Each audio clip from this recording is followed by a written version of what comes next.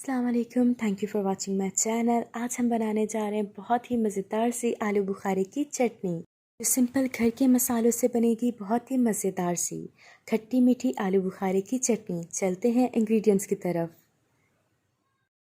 1 teaspoon नमक, 1 teaspoon गरम मसाला। गरम मसाला इतना ही लिएगा वरना बहुत स्पाइसी हो जाएगी। 1 टेबल स्पून लाल मिर्चें पिसी हुई।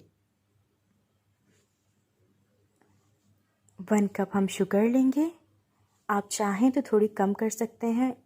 1 पाव मेरे पास आलू बुखारे हैं, जिन्हें मैंने 6 घंटे पहले भिगो दिया था 2 कप पानी में। रेसिपी की तरह एक बाउल में डाल देंगे। आलू बुखारे डाल दिए। अब इसमें मैं शुगर डाल दूंगी।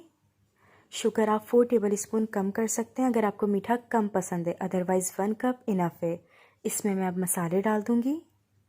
गरम मसाला, नमक और लाल मिर्च पिसी हुई। इसको चमचा चला के हिला दिया।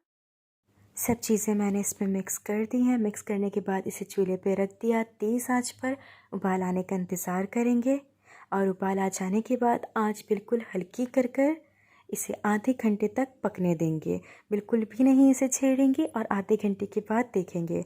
अब मैं इसका ढक्कन ढक दूँगी। ढक्कन हमें थोड़ा सा खुला रहने देना है ताकि चटनी गिरे नहीं। 20 मिनट हो चुके हैं, ढक्कन हटा दिया है और चटनी तकरीबन बिल्कुल तैयार है।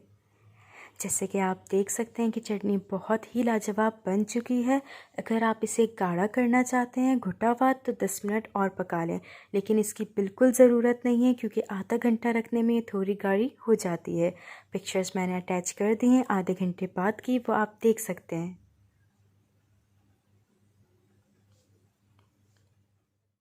दिखने में ही हमें पता चल रहा है कि हमारी चटनी कितनी मज़ेदार बनी है। सिंपल और ऑथेंटिक रेसिपी है।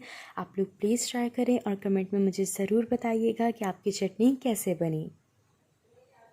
बहुत ही मज़ेदार।